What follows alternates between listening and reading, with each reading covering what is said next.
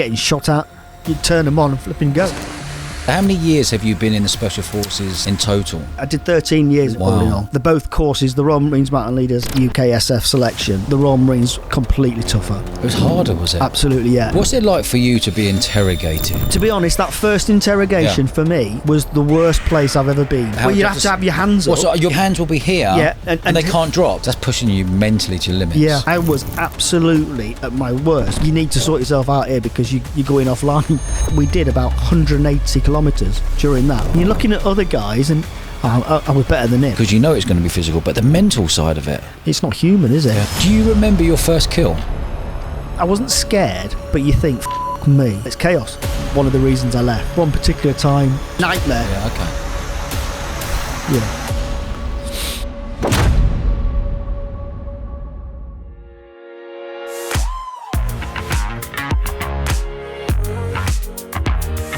Pash, welcome to the show, mate.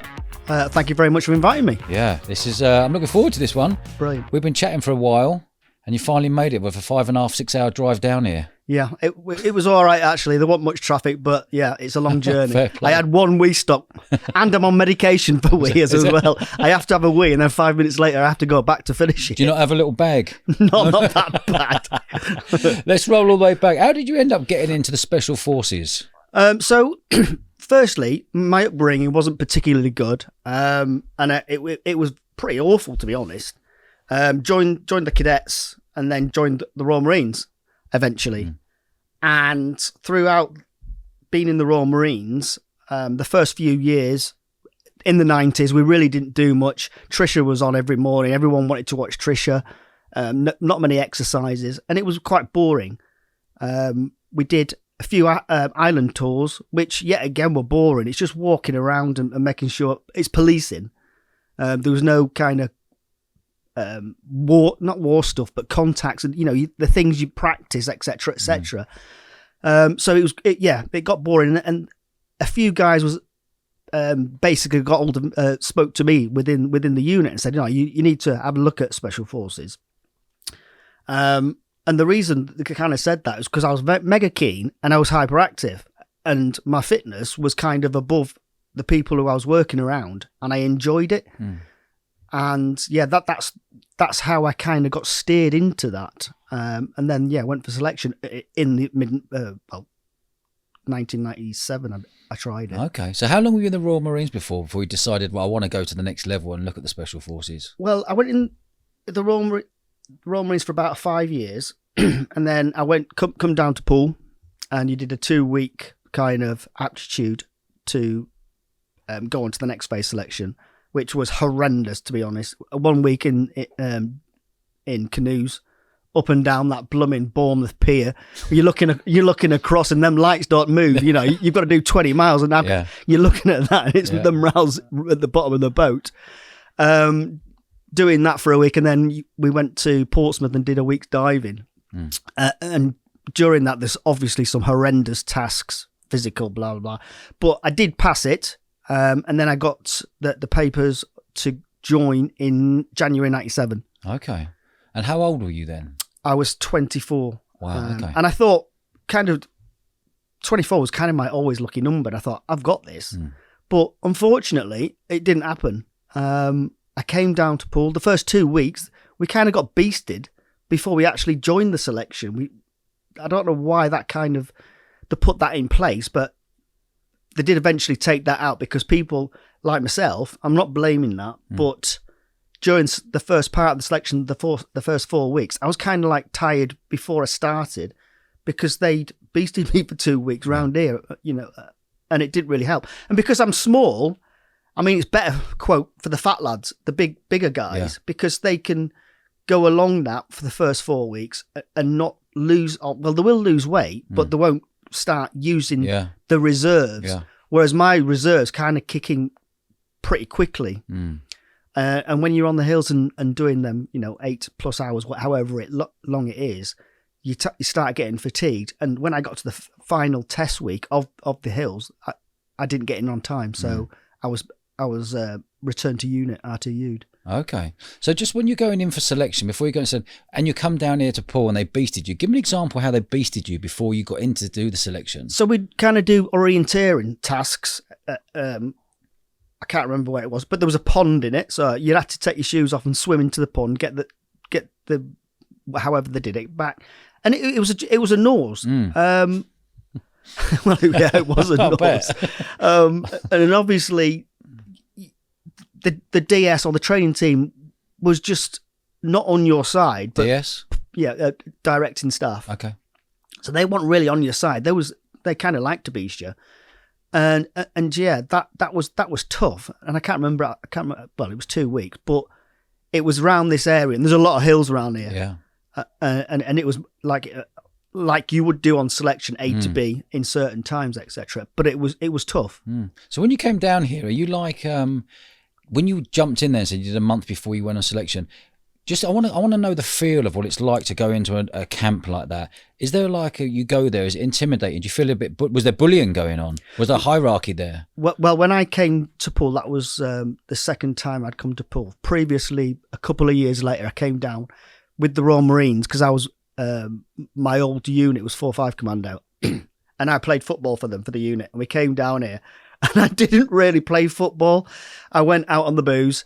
Yeah. And there was a place in Tower Park on a Wednesday night. It was kind of grab a granny night or something. And I went there, and I had a fight with whoever I had a fight with. Got a black eye, but I met a girl, and that the rest is history. But yeah, I didn't do any football.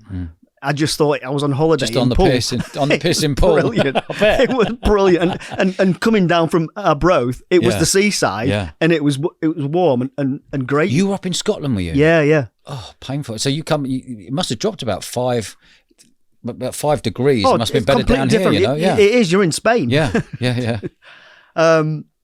So when I came down into Poole the second time for selection, I found it very intimidating, which it would be. And nervous, and I think at that looking back at that as well, you kind of losing your energy because you're kind of a bit nervous as well, rather than pushing that to one side and getting on with it. But we didn't learn or we didn't know all that kind of stuff then. Whereas we know there's more out there to prepare yourself and block them kind of thoughts, etc. And obviously his experience. Yeah. Tell me about selection. Tell me from day one to the end to actually get in the beret. So this particular part, for me, I actually failed it. So I can go back to when I passed it, or do you want me to do... No, first of all, why did you fail? So the first 4 weeks, I got to the test week. On the first Monday morning, I came in. The Sunday, I came in over the time. Yeah. You get one chance, i.e., a red card. Your name when you go to the cookhouse, as it were, for dinner. There'll be a list, and if your name's on that list, then you've got a red card. Or if it's on the list the second time, you're gone. Go pack your bags and go. What, that brutal? Yeah, you're gone. So you can do the whole training at the end. You go, wallop, see you later, mate. You're not good enough, or not good. I take that back. Not good enough. You didn't make the time. Yeah. Okay. And you don't kind of. That's it. You're gone. Yeah. So yeah, the Sunday evening, I got the red card. Then the Monday, tried to crack on and get rid of. Well, you don't get rid of it, but do as best as I could. And it was called, I think it was called the Iron Man.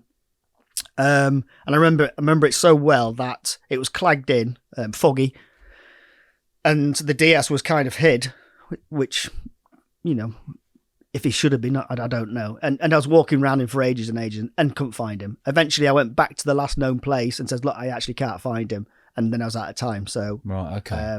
Failed. So it might not have been your fault at that time? Well, I think looking back, if you are hid in a place as a DS, then you probably should be able to find him. But at that particular time, I don't think I was ready to be in because my navigation wasn't as good as I think it's. Looking back, good honesty. Yeah, and I wasn't good enough. So you were like now. So how many years have you been in the Special Forces, Special Boat Service, in total? I did 13 years all in all. Wow. But when I failed my first time and went back to my unit, I was like, what happened? I goes, I was honest and said, look, I was not good enough. And I kind of got left alone. I was a bit worried completely, but then you look at other people coming back, and there's a lot of people who will say, I got this happened to me, that happened. And people don't say, you weren't good enough. Yeah. And I've seen that quite often, that just say, no one's bothered. Just be honest. Hold your hands up. Yeah, just say, look, I thought I could do it, or the day wasn't for me. But people wasn't doing that. And I went back after that in for the summer. How much space have you got to give it between you can give it another go? Well, I went straight back on the next course. You did? Okay. So that was the winter course, January. Yeah. And I put in for it again in the summer. I think it was probably June. Went back exactly the same. The first 4 weeks, got on the same thing, same fail, absolute same Ironman, failed again. And looking back, I didn't learn from the first one. Yeah. I didn't do anything different. And yeah, I didn't take on board that I wasn't good enough. I did go out and do a bit more map reading, etc. But I thought my fitness would get me through rather than the knowledge. The brain, okay. But it wasn't. Okay. So when you went back for the third time, what did you take from what you'd learned to the previous two to say, you know, I'm not going to be beaten. I've got to pass this and I want to get into the special forces? Well, what it was I went back to the unit. I was on the second one. I was embarrassed. I didn't go back to Arbroath. I didn't want to be challenged or to see the people that I kind of let them down as well, because they put their hands up and said, because you have to sit with your boss to say, and he'll tell you if you're good enough as well, right? And then he'll sign the piece of paper that goes wherever it goes to put you on the cost. Yeah. Okay. So I was embarrassed on the second time, and I went to Plymouth. So it was a clean slate for me. However, that clean slate kind of pushed me downhill because I was that pissed off. That's all I ever wanted to do. Before I joined that selection, I was on the Royal Navy boxing squad for a year. So I was just a professional sportsman.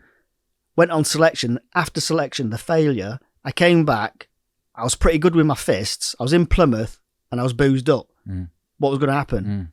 I got in trouble. I started swinging, and then I went to jail. That was quite a long process of getting in trouble and going to jail. I actually was taken out of my normal job and put in the officers' mess so that the officers could watch me, because I was a nightmare. Yeah, okay. Were you angry? I was very angry. Were you an angry kid? I wasn't an angry kid. Oh, okay. But the anger kind of came from not passing, and taking. I think probably taking it for granted. I was going to be where I wanted to. I think. Looking back. Yeah. So I got into quite a lot of trouble. Went into the officers' mess, and then eventually, I actually put my notice in then. And at that point, it's 18 months before you can leave. And so you put your notice in, say, I'm done. Leave. I'm out, because you were just like, That's loose, all I want. I'm angry. Yeah. Okay. Yeah. What were you like to be around at that time? I was a knob. Yeah. Really was. Honestly cool, yeah. Yeah, it was just I think it was the reputation. Okay. It was the reputation, because I wasn't going around doing all kinds of nonsense on the camp. Yeah. Reputation, you're building reputation down in Plymouth where people are like, be careful of him, he's loose. Yeah. Okay. Yeah, and I kind of got up. I suppose I got off on it a little bit as well. Yeah. Because I was the leader in my. Were you just boozing or using drugs as well? No, I didn't. Pure booze. Yeah, just pure booze. All the money I had would go down Union Street. Probably Wednesday, Thursday, Friday, Saturday, Sunday, however long the money stayed in, and if I could get any money elsewhere, because then you could get a check, put it into the post office, and it wouldn't be at the end of the month. They'd take it out at the end of the month, kind of thing. Yeah. So you could always kind of get money, and then somebody else would lend you some, etc. etc. How long did you put in Nick for? So I did 2 stints. I did one 27 days and one 21 days. Okay, and that's just a warning, is it? Is that like a military jail? It was military, so I didn't actually get a criminal record. Yeah, okay. Do you find that obviously I know a lot of the boys in the SAS or SBS or different military or whatever. Do you find that you're protected? Do you find that the military protected you? If you're having a tear up somewhere, the military would come in and say, please leave it alone. There are soldiers. We'll deal with this. We'll deal with him. So did you have that? Did you know you had that safety net that you could get away with stuff, that you weren't going to go and get properly nicked, that you actually could be protected? I don't think I thought about it. Yeah. However, I remember once in downtown here in the Barbican on a Sunday afternoon, completely out of it, and just standing in the hallway at one of the doors and swamping everywhere, giving it big licks. Yeah. And the next day, the policeman didn't nick me, but give me kind of a warning. The next day, my sergeant major knew the policeman and kind of let me off, but he knew what I'd done. So, like you say, I think I didn't realise that protection, that bubble was kind of there. Yeah. And I remember getting before in our broth, I was locked up in the local jail for being a nuisance at night after the nightclub or something. Yeah. And I was there during they locked me up for the night. And in the morning, my friend came in uniform and said he was the police at the Royal Marines Police and got me out. Okay. Yeah, without. So there are powers there that can. But no, he wasn't obviously allowed to do that. Yeah. He just turned up and got me out and blagged it. Yeah. Quality. What was his name? Remember his name? Remember his name? Clem. Yeah, he got me out, mate. I was like, wow. So what was the next stage then when you go, right, third time lucky, I'm going to go to selection. I really want this. So how many years were you in the Royal Marines again? 14. 14 years, and then you went at 13 years in the Special Forces. Wow. Before you got into Special Forces, this last time for you, you go, you know what? Because you actually wanted to hand your notice in. Yep. What made you say, I'm not handing my notice in? And also, just hold that thought there. When you came back, when you didn't make selection, did you find there was an undercurrent of piss take? Of no, he hasn't done it or anything like that? No. Okay, there was still respect. Yep, and I was put my hands up and said I was not that person or good enough to be in SF. Which is probably the best thing to do, and hold the hands up and say I wasn't good enough. Yeah. So what was it when you made that decision to say, right, third time lucky, I'm going for it? Well, first I was like, then I took my notice out and said, right, I'm going to start getting up the ladder. I want to stay here. Yeah. And 2002, the unit, the Marine unit went to Northern Ireland again. And a couple of months into that, I thought, how can I get out of Northern Ireland? It's boring. I'm hyper. It's not for me. Yeah. Kind of. And my sergeant major, who was a mountain leader, and I kind of looked up to him and says, and I knew the Royal Marines mountain leaders were nails. Their course was the toughest. It was one of the toughest in the world, the longest, and people who have done that course within the units are very well respected. Okay. So I thought, I'm in Ireland. How can I get out of it? I'm going to put in for that. And usually you come to Plymouth and can kind of do a week's thrashing kind of aptitude. But my sergeant major, because I was in Ireland, said he vouched for me and I didn't need to do that. So they took me on, and then I left Ireland, had a break, and then I was on the Royal Marines Mountain Leader course, which started probably July in 2002. And looking back, both courses, the Royal Marines Mountain Leaders and the UKSF selection, that the Royal Marines one was completely tougher. It was harder, was it? Absolutely, yeah. Do you think if I spoke to 100 Special Forces, they would all say it was harder? Or is it just for you found it harder than actually selection? Well, there's probably a handful of people who have done both courses. It's not a big amount. And everybody I know and everybody who I've spoke to about it as well, that they've said that is the tougher course. Interesting. Give me an overview on why you think it's tougher. So it's longer. How long? It's 8 months. Bloody hell, okay. So you join. You come to Plymouth. It used to be Stonehouse Barracks down the road there, and the first month is Cornwall, and it's climbing, horrible climbing. And there's two kinds of MLs. There's a kind of climber or a field person. They're usually vice versa. Yeah. I wasn't a climber. However, I needed to pass the course to the certain standards. And it was horrendous for me in Cornwall, getting up and down them flipping crags. Yeah. And I did it mostly through strength, which is completely wrong because my arms were killing every night. I had to take as much painkillers as I could because I was actually pulling myself up, and I didn't like it. But I didn't say anything. But every Friday on that course, you get absolutely thrashed for 2 or 3 hours, and that's kind of where I started to find myself because I actually enjoy being thrashed, and I'd be at the front, and the DS there, the directing staff on there, they couldn't even keep up with me. So whatever they were doing, I was fitter and faster. Yeah, okay. And them long thrashings what didn't really bother me. And so you do 4 weeks there, then you do 4 weeks in Wales, doing the same thing but the bigger mountains, and then you go to Scotland, and at the end, Penny Fan, is it? No, well, you don't. Yeah, but you don't do that. You do more going around different routes, etc. And then you go to Scotland. So you're in Scotland for a month doing various routes, etc., and a bit of climbing. And at the end of that, you do like an escape and evasion. So you you go from A to B, wherever it is within the Highlands, shall we say. And then you get caught. And then on that course, we got put on a ferry, and then we was put on Islay in December for 10 days. There you go. Islay, what's that? It's an island in North Scotland. Okay. We wasn't on the run. We just had to hide. And an island was obviously next to the shore. It was absolutely freezing. December. Get off and go stay there. Look after yourself.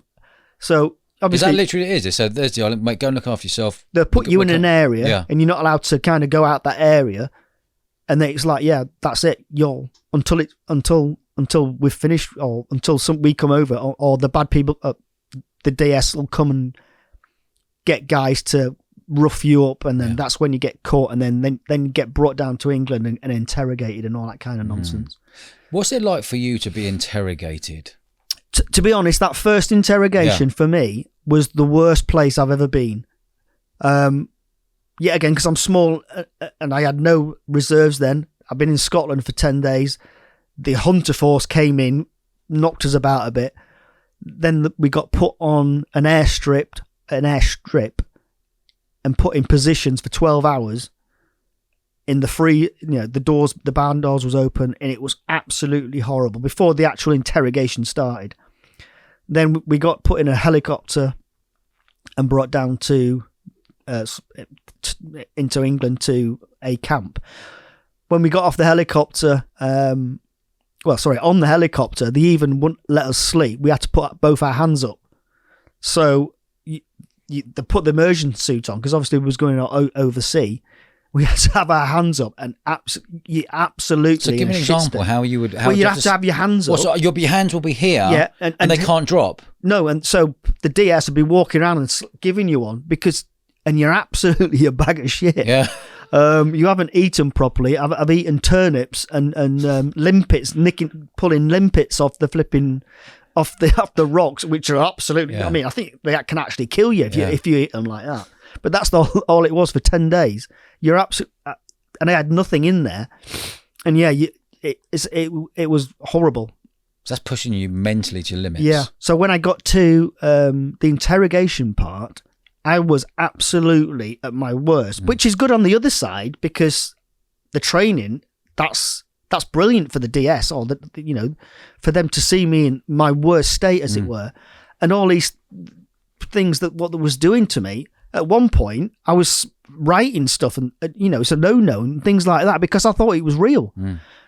And then I got pulled out, and the DS said, "Right, do you know who I am?" I goes, "Yeah, you're the chief instructor." He goes, "Right, you need to sort yourself out here, because you're going offline. This." You know where you are, kind of thing. You get back in there and start doing what you're meant to do, kind of thing. So I kind of got a gypsies, and then went back in, and it was horrible. That sounds brutal. And then it was Christmas. Come back, and then you go straight into Christmas, which I ate as much as I could. But as a younger frame, as a small frame person, lean, you can't get, you can't. It doesn't matter what you eat. I can't get rolls of fat. Yeah. So then in January, you do 3 months in Norway, And at the end of that is a big exercise. You go all over the Hardanger Vida, which is tough. And then you're going from A to B and doing different missions en route, going to different farms, smashing the place up, skiing off. It is the Heroes of Tallymat kind of stuff, and it's kind of on that kind of route. And after the 2 weeks, obviously it's very mountainous. It's horrendous. Yeah. And for me, if I had the radio, I couldn't put the rucksack on. Two people had to get each side and put it on, and then I'd ski. I wasn't particularly good, even though I'd just done the 3 months prior. You're giving it the old snowplow down with you, giving and it's arms out wide. Absolutely, and it's as if I'm flipping shaking. But if I fell over, it wasn't get back up. I could take it off and stand up. Yeah. But two other people, which pisses them off, had to come to me to lift it back on. Lift it on. Bloody hell. So imagine that.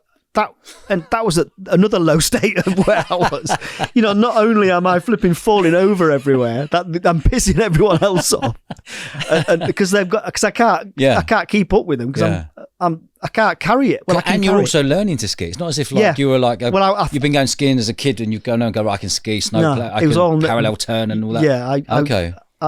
Yeah, I'd done a couple of Norways prior to, but I was a shit skier. Yeah. And I've never done it recreationally as well, so it was all new to me. But yeah, that was completely tough. How tough? Did you go out to the jungle at all? No, you don't go into the jungle with the mountain leaders course. With mountain leaders, okay. So this sounds like really, really tough. When you compare, if you gave it a scale of 1 to 10, how tough it was, what would you give it for the mountain leaders? I'd say probably 8. Okay, and what would you give selection? Probably 6. Really? Only because of this. When I did pass it, because I was proper ready and prepared. Obviously, on the failures, it'd be different because it'd be higher because I'd probably blame it a bit on what it is. Okay. But yeah, that's really interesting. Really, really interesting. Because I've had a number of people on here. We're talking about the selection and how brutal it was, but you're actually saying that's even tougher. Yeah. No one said that. Absolutely. I was at the end of that. It's funny you give it an 8 when you said it was brutal. Most people would go, right, mate, that was a 10. Well, there's not many 10s though, there's no such thing as a 10, but you'd have gone, right, there's a 9. Yeah. That's a 9. That is, okay. So after that, I was going to get married straight after that. But then Iraq kicked off March 2002. Yeah. Sorry, 2003, sorry, yeah. But I was knackered and I didn't want to go. To do selection? No, straight after? No, to go straight to Iraq. Okay. I was a mountain leader and I went back to Plymouth. Yeah. What's your first ever tour you went on? Obviously we talked about Ireland. You said there wasn't much happening there. What was your first ever serious tour you went on? When I was SF. Okay. Oh, really? Yeah. I didn't have to shoot or be in a contact or anything like that until I actually got badged. Okay. What year did you get badged? 2006. 2006, okay. So did you find it the third time when you went back, or did you find it like, I know what I'm doing, if I've nailed that, I can nail this? Was it a mental thing for you? Not necessarily. It was a confidence. Okay. Because on the mountain leaders, the navigation, if you didn't know, you was lost completely. And you learnt how to micro navigate. So within 10 meters, you are at this position, and it was constant. And if you didn't know where you were, you'd be beasted on the mountain leaders course. So you had to understand and prepare or have the knowledge to know where you are. How long was the Special Forces selection? I think that's about 6 months. Okay. Yeah. And your experience as an overview of that 6 months, how would you explain that? It was a course. Obviously it's hard. I'm not saying it's going to be easy, but the hills part for me wasn't particularly hard. So give me a breakdown what the hills part means, so the listener out there can actually visualise it. So that's in Wales for 4 weeks. So you go out. You do various walks with the training team in the first couple of weeks, and then you get let off at the fourth week to go off and do tests, which are A to B all day, 6, 8, 10 hours, however long it is, and it's they put a time on it, and they don't necessarily put the time on it until the end of the day, because the weather might be absolutely horrendous, and they might add on it a little bit, but they won't ever tell you, and they won't ever tell you what the time is at the end. You'll only find out if you failed that evening if your name's on. So you haven't got a watch on with the time. You just got to mentally go, I'm going faster. Yeah, you have, and you can try and do time, distance, speed, and you can think from previous times or previous courses. Ask how long it was. Okay. So you have got a really good idea. Yeah. But you've got to go as fast as you can to get it in the bag. And what are you wearing? You're just wearing normal military issued clothing, top a shirt and trousers and a jacket. I was quite lucky because on the third attempt, the winter in 2005 was pretty good, i.e. it didn't snow, the rain wasn't that bad, and the navigation for me was even easy. And what else you carrying? Oh, the rucksack, with all the list of equipment that they've given you to carry. So before the march, you'd lay it all out potentially, and they'd go show me all that. And if you haven't got it, then there's a punishment. They'll go and potentially get either a rock or something whack it in, and and that at the end that's the last thing you need, right? Yeah, exactly. Someone looking down with your knacker going, "Yeah, by the way, I'm throwing a rock in there just to really piss you off." And because it has to be a certain weight as well. Yeah. If that weight's under, then again they'll say go and get another one. Get that rock. Oh, so mate. you don't want to be. What rough weight would we be having on your back? I'm not sure. We're talking 20k. Probably 50, 60. I'm not sure. Something like that. Yeah. That's heavy. Yeah, but once you've once your body's used to carrying that, it's not that bad. And then after that, after the hills phase, what's the next phase? Then it's a few weeks of teaching or doing contact drills, running around, going through. You're coming under fire, etc. And what you should do, etc. But going through in that kind of phase, you get taught it. So even if you wasn't particularly good or done much contacts before, then what you would be taught everything and their way. Even if you did it before, you might be doing it your own way, kind of thing. As long as you can show them that you can do it their way and safely, then they're happy. And then it is going on to the jungle, which is I think 6 weeks. Wow. Tell me about the jungle. Where were you in the jungle? So the jungle is Borneo? Brunei. Brunei, okay. But previously within the Marines, I'd been to Brunei about 3 times. So I had that in the bag. I knew what to expect, how horrible it is, and how to look after myself and keep myself workable. Okay. So before that, I used terps. I put terps all over my feet to make them completely rock out. This was before selection as well. Yeah. So I wouldn't ever get any blisters. And then I put them all over my hands. So my hands were rock hard. Hands and feet were rock hard. So on the running in the hills, I never got a blister. And once I went into the jungle, I didn't get any kind of a blister or any kind of foot rot or anything, because there was just stone. Yeah. So when you say you're living in the jungle, give me an example. Is there 10 of you, 8 of you, 4 of you? How are you operating? What have you got to do? So you'd be put into an area where that is your base. You put up your hammock and you'd live under your hammock for the first few weeks. During the day, you'd go out and do orienteering kind of stances, and within that, you'd do days of just shooting, going into contacts. Which, again, in the jungle, because it's so claustrophobic, people can mess that up quite a lot. And you do get chances if you do mess it up, i.e., you turn your weapon the wrong way, or you don't put your fire and your safety on before you move. They'll notice that, and because you're fatigued, you potentially can not do the perfect drill that they want. Yeah. So you will get a safety, or you'll get a warning. And a lot of people then will ponder on that during the evening, because then we'll go back to the base, which we've prepared. You'll make up your own dinner from the rations, either boil them up and eat as much as you can. But people will think or ponder that the fact that they're on a failure because they've got a safety that day. Yeah. And the best way to get around that is forget about it, because tomorrow's a new day. You know what you fucked up at. You know what to do to rectify it. Just get on with it. And you can see that with a lot of people. The next morning, they'll just pack up. They'll go. Or during that day, they'll just, at a certain point, I want to voluntarily withdraw myself. That must be heartbreaking. Oh, it must, yeah. Imagine putting your hand up going, I'm out now. I've done all the Wales. I've gone this far, but I'm out. Is that because they've just been ball breaked? Are they just done? They're either done, or they've pondered on something, or they think they're on a failure, because you don't get told how good you're getting on until the end. Yeah, so it's all about you. Okay. Yeah, so I won't say lucky.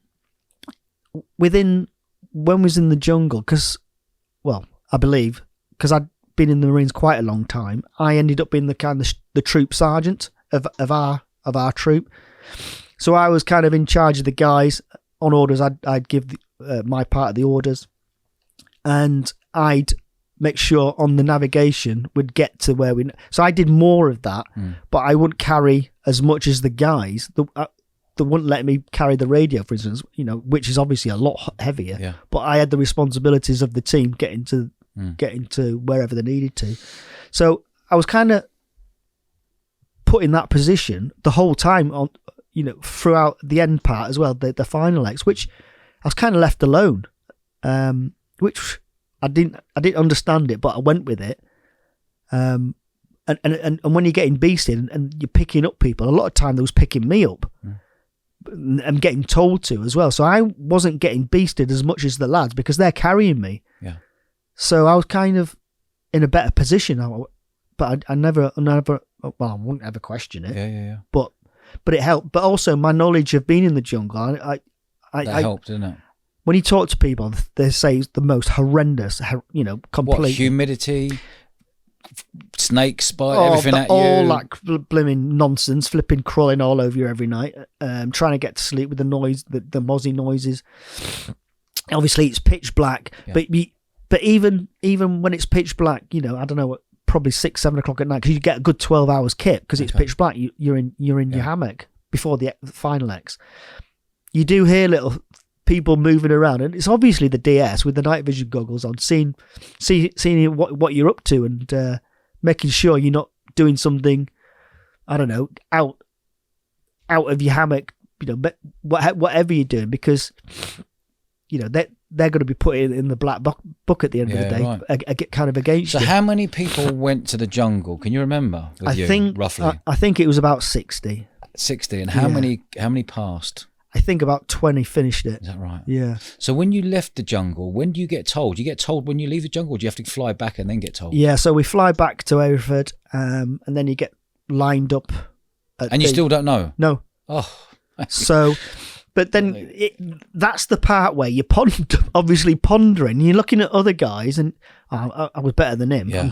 I know I'm better. He wasn't that good.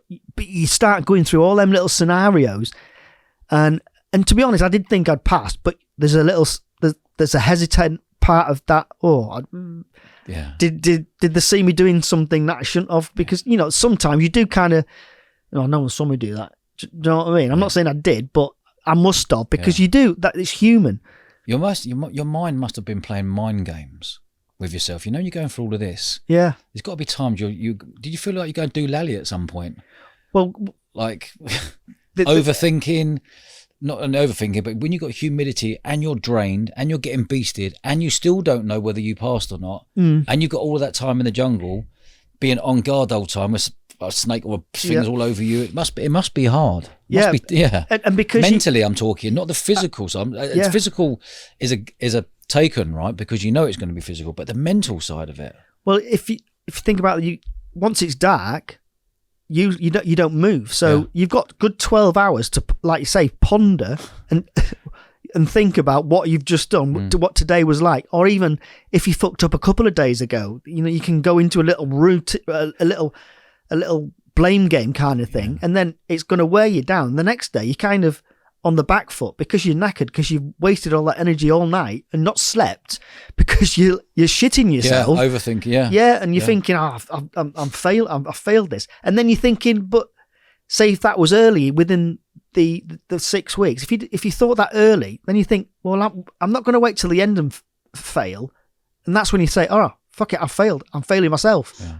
So that's why a lot of people potentially don't want to go any further because they've wound themselves up so much. Yeah, okay. So let's go. We've flown back. You're putting on a parade.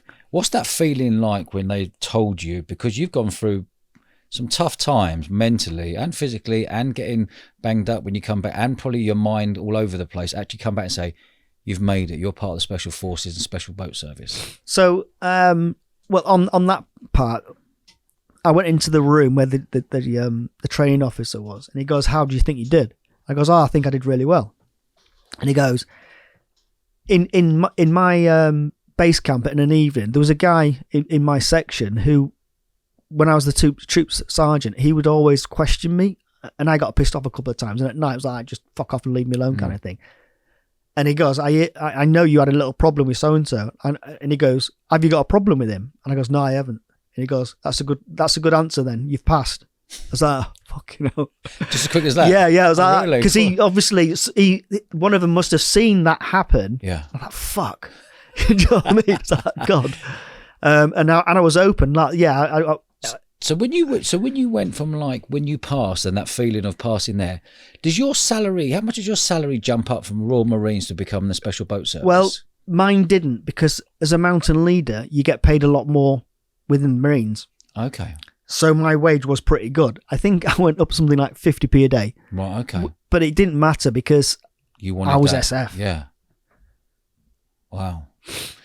Tell me about, you passed to get into the Special Boat Service in 2006. When was your first tour and where was it?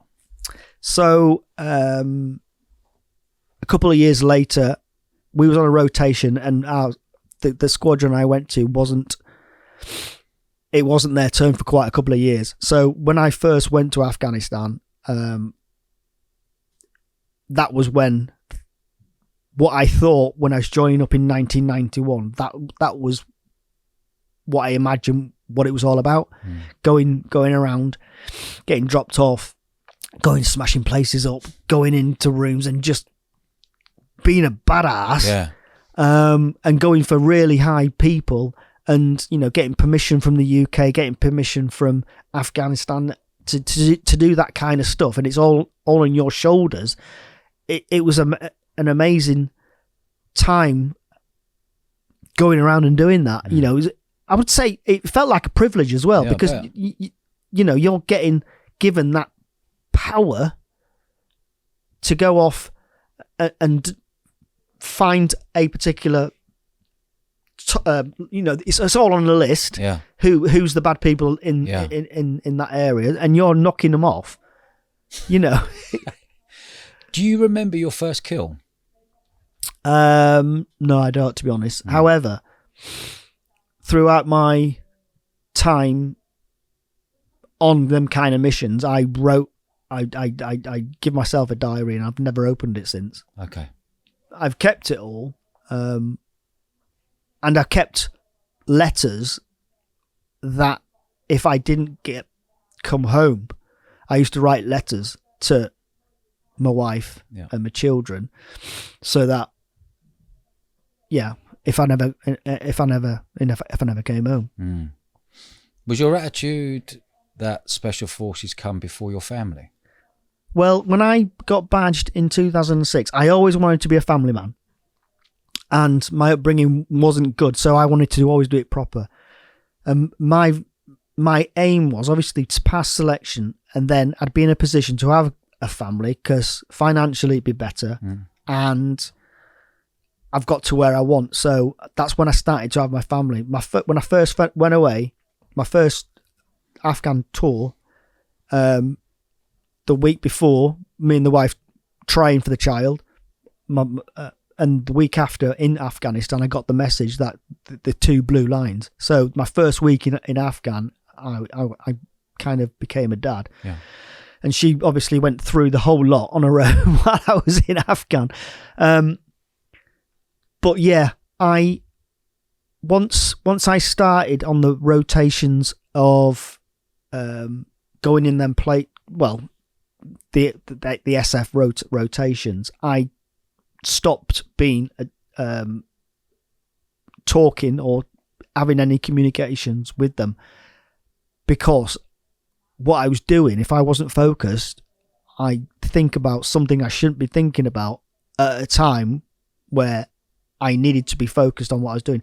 So I parked them, and I did that throughout my career there, and I had to, and I think it was right. However, I wasn't a dad and I wasn't a husband. Hence, when I did leave, I started to be, and I kind of owed them. Yeah, make up for lost time. And and I've got into kind of spoiling my children and, giving them potentially more than they need or want, etc. Because I feel guilty that I did not want to be part of them, but I had to push them away. For instance, if we went away on a particular quote job, we call them a job, wherever it was in the world, I wouldn't do the communications, because they can, if I'm communicating. However, there's always bad people knowing I'm there to potentially find out who I'm talking to. Yeah. So I was kind of a bit paranoid.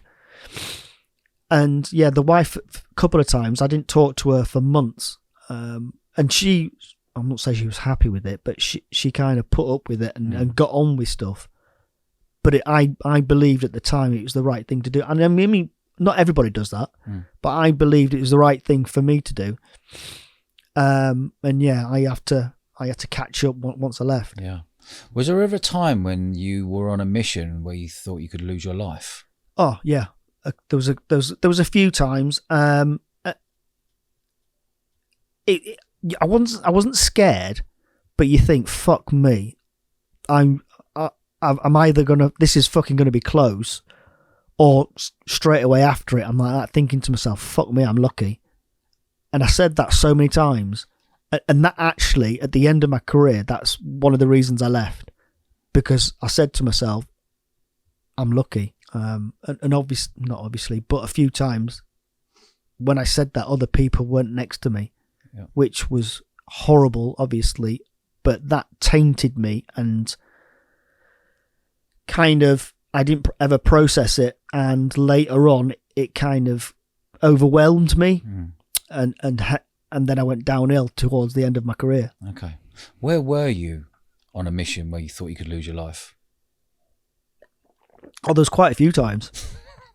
Well, like, if you were to get, how many times would you say there were in your career as a Special Forces? I'd say, I don't know, 20, 30 times where I thought, fuck. Yeah. This is, you don't ever say that to anybody but sometimes at the end, we was quite lucky when we was in these areas where we was working, that whenever we go back to our base, there was booze. There was always booze, and the booze would come out, and then you'd be like, fuck me, and then you start talking, but you wouldn't necessarily, it wasn't a thing that, for me, we'd talk about it, but it didn't really work. Like I said, later on, it kind of didn't, I kind of put it in the hard drive, and at a certain point it exploded. Where were you where you can pick out one of those 30 you're like, shit, that's the closest I've ever been to dying?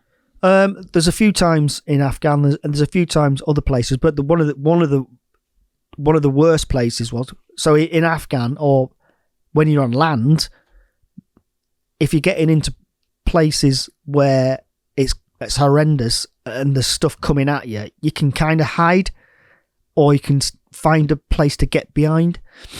And there's one particular time where I was on the sea and getting shot at, and you can't hide.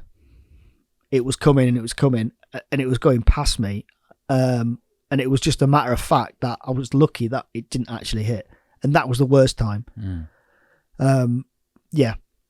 So you were on a ship at the time? Well, no, I was on a small boat. Okay. Whereabouts? I can't really say. Okay. But I was on a small boat and got compromised. And yeah, there was a big boat chasing me and shooting towards me. And yeah, we were just lucky that it didn't actually hit us. And that was the point where I said, I've had enough. Yeah. Okay. There's too much luck. Yeah.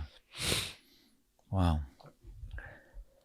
What tours have you been on? You've been to Afghanistan. How many times, and where else have you been on tour? So I've done a couple of Afghans, and after that I came back and had a rest and went into the training teams for a couple of years, which I learned. Well, I learned how to dive properly because I went and did a civilian kind of course to understand it, and then I taught all the guys how to dive when they passed selection, and the guys who were in the squadrons to keep them up to date.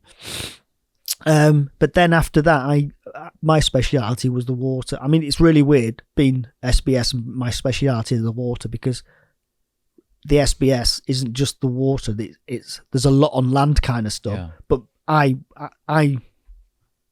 was my niche was on the water, or under the water mostly, and that's when the work kind of came in for underwater, on water stuff came, and so I was out and about doing that kind of stuff, which yet again it's completely James Bond, flipping amazing, doing it.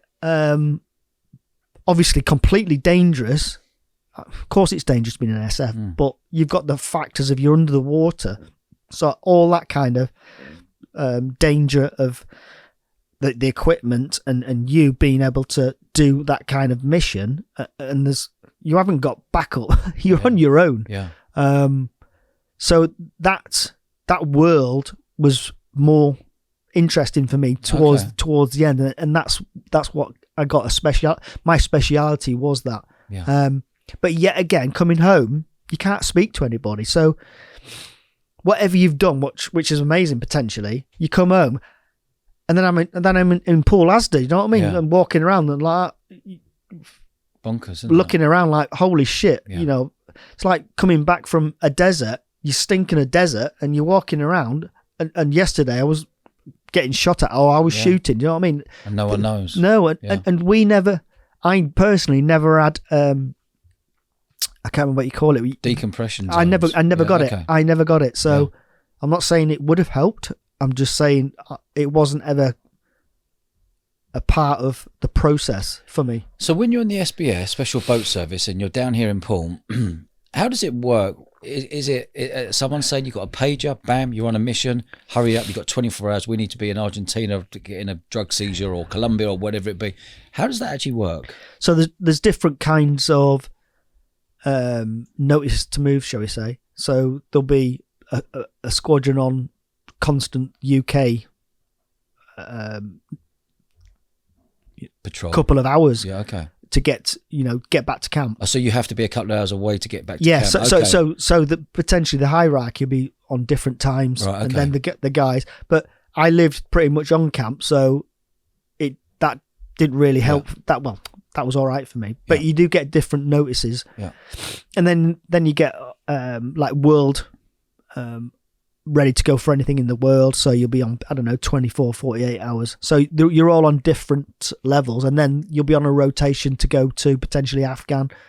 So there's different rotations and different timings for that. Is there one job you absolutely love being called on? I never got called on much in the UK, so that didn't really work. But once we started going out and about, that was the exciting, and being out and under the water, and then coming up and doing stuff, that's my excitement. Yeah. And even though I was SBS, not a people was doing that in the SBS, so that's even more exciting. It was more exciting for me.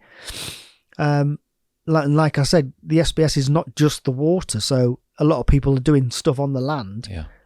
And there's only a few people actually doing the underwater kind of work. Give me an example of some underwater work that you'd had to do.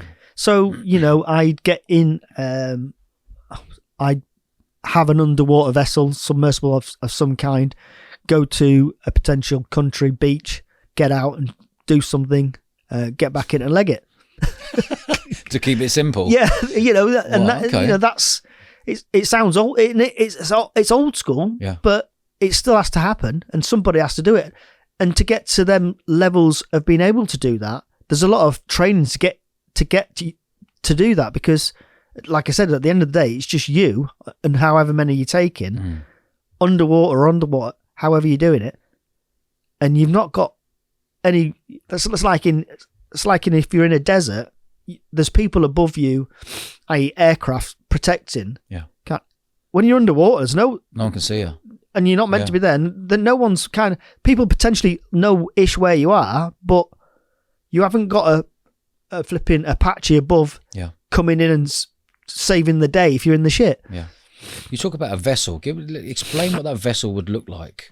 Is it a one-man vessel, two-man, three-man? There's all different versions. Is there? Yeah, it depends on what kind of task you've got. So yeah, there'll be all kinds of. Give me. I want to visualize what this vessel would look like. How you control it, how you get out of it. So how you beach it, park it to do your job and get back in again. Well, you could do jet boots. So you put this thing with like two little hair dryers. Yeah. And then around your waist. Yeah. Then you sink yourself a little bit, and then you turn them on and flip and go. Is that right? Yeah, they're amazing. I bet. Yeah. What are they called? Jet boots. Yeah. They're absolutely amazing. However, they can completely go wrong. Obviously, if for some reason you're going down, then your ears.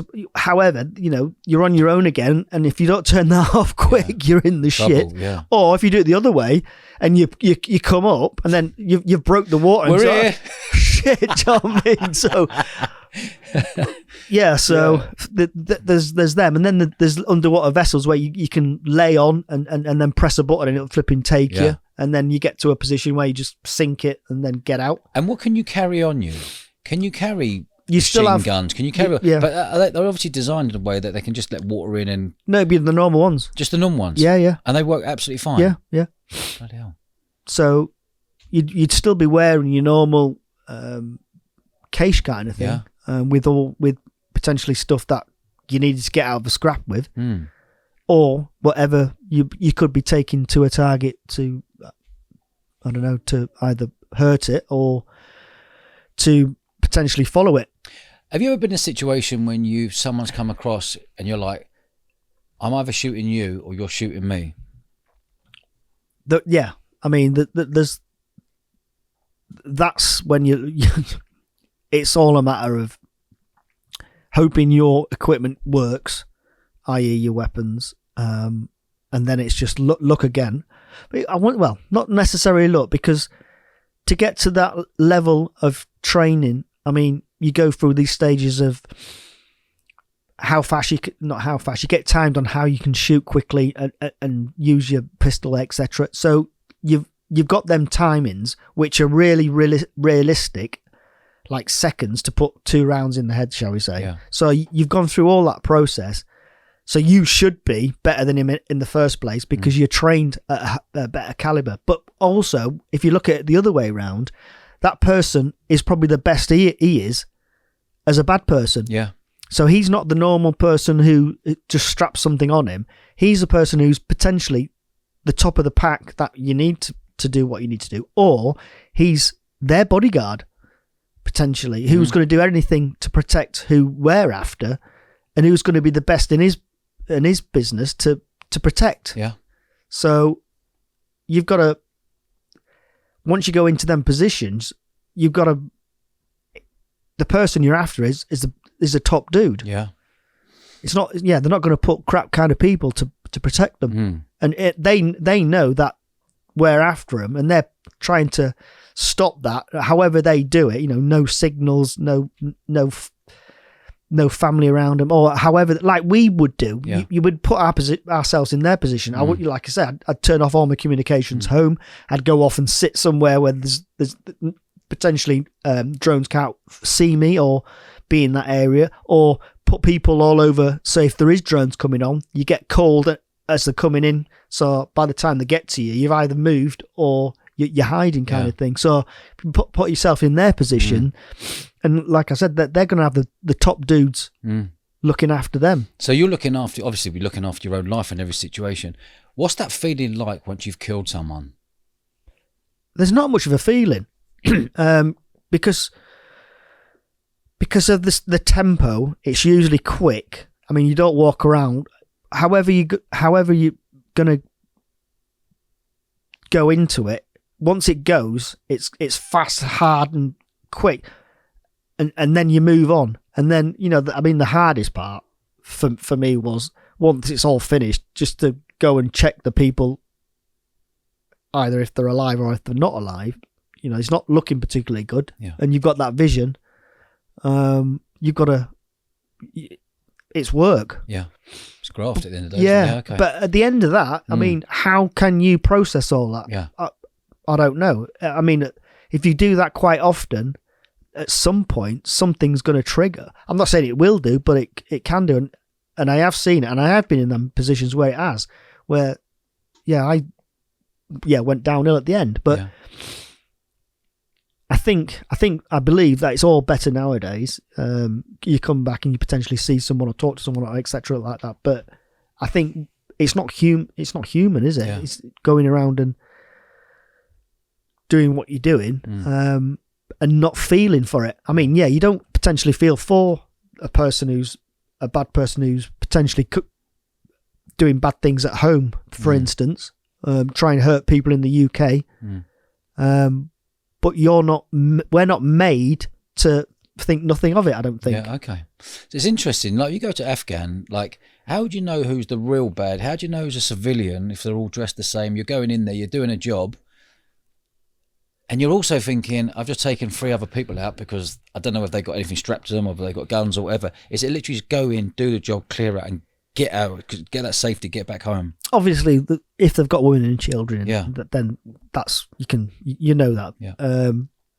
But a lot of time, if they've not got anything on them, they wouldn't be taken out. But you say that, like, if they got nothing on them, but if you're going in a room and there's 6 fellas in there, and you're going for the target, bam, you're taking them out, wallop, good night, and then you're looking at the others going, I don't know what they've got on them. Do we just take them out? Just take them out. Well, no. So you, if that was the case in a room, you'd probably go in there and assess it as quick as you can, because if nothing's pointing at you, then it should be all right. That's got to be some quick thinking, isn't it? Where you're thinking, my life or your life. Yeah. Nothing's pointing at me, but I don't know what he's got behind his back. Yeah. He's got a man over there, peripheral vision's clocking 2. I've got 2 there. I've got 1 in front of me there. I've just taken him out. You've got to think super quick, right? But at the end of the day, you can't. You ain't got a license to go in there and do, take people out if they're just there as. But you don't know. No, exactly. Like, I mean, we've got to get hold of them, manhandle them probably. Yeah. Check them, and then if it's in that bad area, either take them back for some kind of interrogation, or the core's got to be assessed. That what do you do with them, and you'll know who the bad person is anyway, because you should have an idea what it looks like, where he is, etc. in that place. But that part is difficult, obviously. Yeah, I bet. And then there's bad people running around shooting you and then hiding behind a woman. Yeah. So you've got to be proper and do the right thing, obviously. But then you like flipping. Yeah. Get out of the way, love. Yeah, and then you don't know that she's just going to all of a sudden lift something up and start shooting at you. So you're on your toes constantly. So that feeling you're going into do a mission, bang, bang, bang. All of a sudden you're turning around and say there's 2 or 3 kids grabbing your leg. Like, how do you go from that high to change your mindset to go protect kids, wife, while keeping an eye on everything going around you? It's chaos. I'm sure it's completely chaos, and you would have other people around you by then coming in, filling in with you, and moving around, and seeing what's happening and taking control of it, shall we say? Yeah. But yeah, the women would run around screaming, and potentially be a nightmare for you. I bet. Yeah.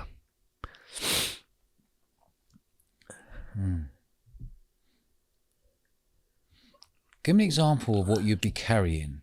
If you went into a house, you knew there was a high value target in there. What would you be wearing? Would you be camoed up? Would you be bellied up? Would you machine gun? Would you have extra revolver? What else? What have you got on you just in case you run out? Say if someone kidnapped you, or something major happened. What have you got on you? So I'd be carrying. If it's a desert environment, for instance, I'd be carrying a normal cache with a little bit of water, a little bit of food just in case, and then magazines and potential hand grenades or something like that. Yeah. But I'll always have a pistol and my rifle, and then the night vision goggles and a helmet, and comms to everybody else. Okay. And on a mission, something like that, how many men would go in? Well, it depends on how big it is. I mean, if it's just a room, then a couple of people would go in the room, and then if they need more people, then back up. You just get back in. If there was do you remember the biggest mission you've ever been on, where you're like, right, we're on here, we're taking 12 men here, we got to nail this, and we need to get out as quick as possible?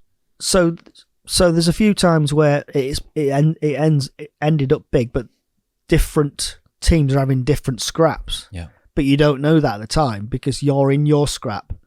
So you're trying to deal with your scrap, and you don't know. But you can hear a lot of flipping rounds getting down. There's a lot of it's loud. There's potential aircraft dropping stuff in different places, and you've just got to try and, because you've practiced it and you've gone through what your job is, you've got to do your part of that job until once you've finished that part of your job, then potentially you can go and help other people. Okay. But they're all doing different. Yeah. But then they might not even know they're getting pulled into them positions, because you might find out that someone over there started shooting at you. They've got to start going for that. Yeah. While then you're separated, kind of thing. So you've got to. It's like just doing your own job. Yeah. Okay. Give me the feeling when you put your night goggles on. Well, it's like you're in your job. You're at work. It's like when you've got a dog. When you put that dog's vest on, yeah, he knows he's at work. Yeah. So without that vest, is a dog. Yeah.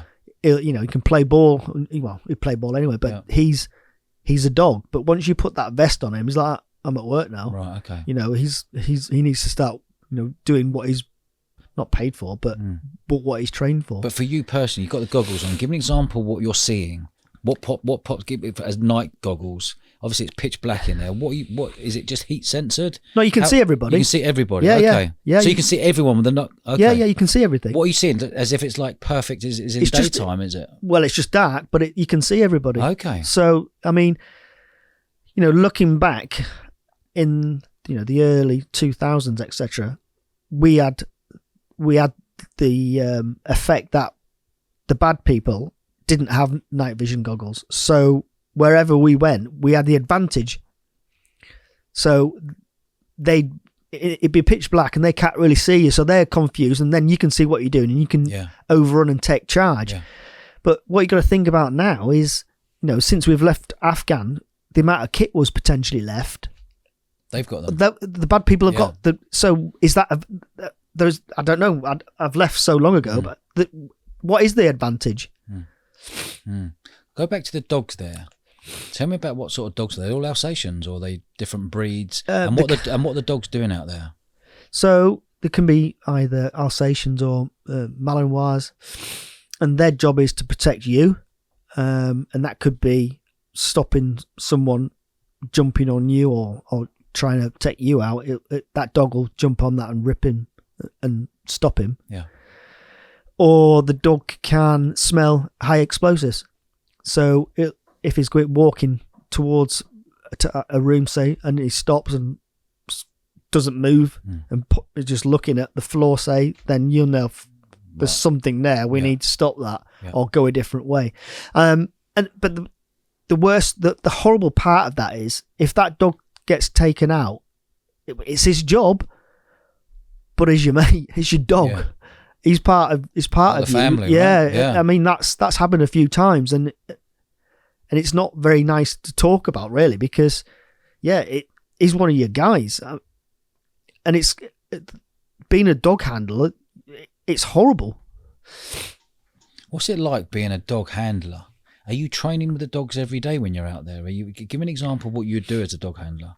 So you still be training him every day. You'd still be looking after him in the kennels, as it were, keeping him up to date with biting. Yeah. And then also keeping his smells for explosives and all that kind of stuff. So you go out and have an exercise where you potentially planted something. And see if he finds it. Keep his smell on there, and also we'd get clothing. I'd get some clothing from a local because they'll smell different. Yeah, and then put that on somebody and let that dog smell them. That make that dog know that's bad people. So the dog would walk around us guys, and we'd obviously got a different smell. Once he can smell another guy's clothes, that's different. That's the enemy for him as well. So you were in there for 2006 to 2000 and roughly 19? Yeah, I left in 19. 19. In that period there, was there a point where you found yourself mentally deteriorating? Yeah. Well, when I left my last Afghanistan and went into the training team, I did 2 years in the training team, and that was my 22-year point, which that's what you sign up for, 22 years. Is that your pension, is that? Yeah. So I thought I didn't know, but I was aiming to leave. And once I went through the process of potentially leaving, I went to speak to someone. I said, I think I'm getting these dreams and feelings, etc., and blah blah blah. And they came back to me and says, if this is recorded, then when you leave, if you want to go into security, you might not get into it because you've got that baggage. I was God. So I kind of said, right, stop, don't put anything down, and I'll deal with it. And that was it. But it wasn't deal with anything. It was just pressing the pause button because it was still in there. And then I extended for the 5 years.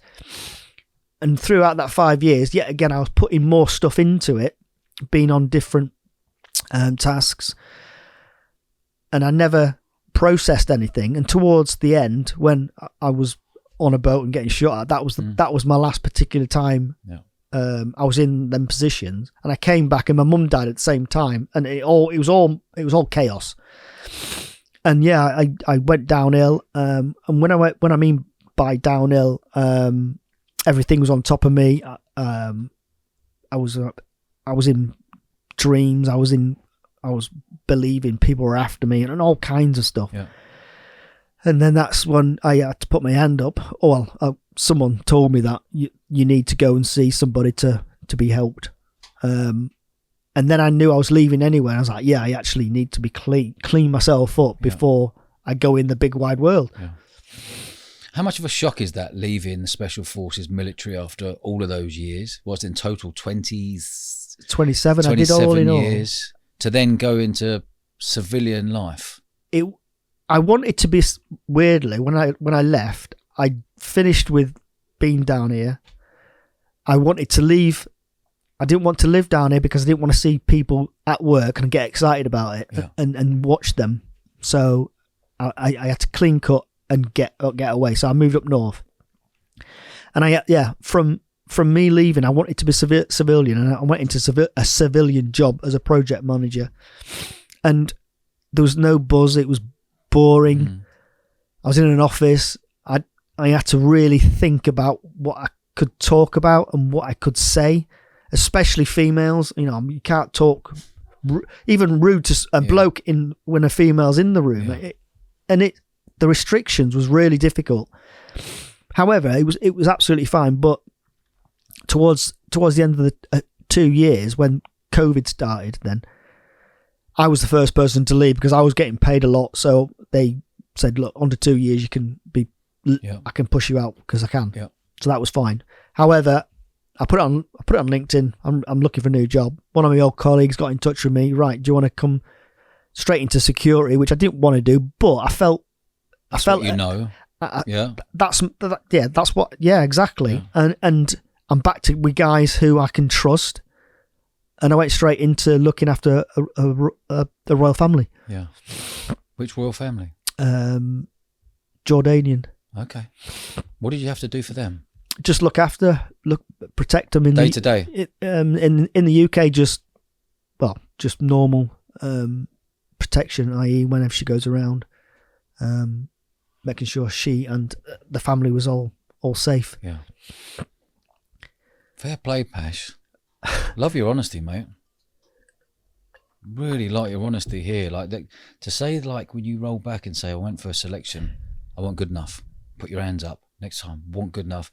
But you're a man on a mission, Kev. I'm not letting this beat me. So on my second, when I failed the second time and I turned it around, went to mountain leaders, etc. I got to a point where, I still want to do selection, but I couldn't because you only get 2 chances. Yeah. So I wrote to Hereford and said, look, I'm a bit, I didn't say I was a legend, but I said I was a Royal Marine, mountain leader. Can I please have another go? And they wrote back and said yes. Brilliant. So I was like, I'm in now. But then I had to write back and say I was too old. So I had to get permission before. Why? How old do you have to? You have to be under 30 or 32 and under. Is that what the rules are? Is it? Okay. So I was 33 and he goes, I got, just your necky little shit. I know you are. Yeah. You're not a grey man now, so you've got one chance. Yeah. So then I went and did the SAS briefing course, which was a week. And at the time, it was something that I could have done in. It wasn't particularly it wasn't testing. Yeah. And I did it because they gave me the chance.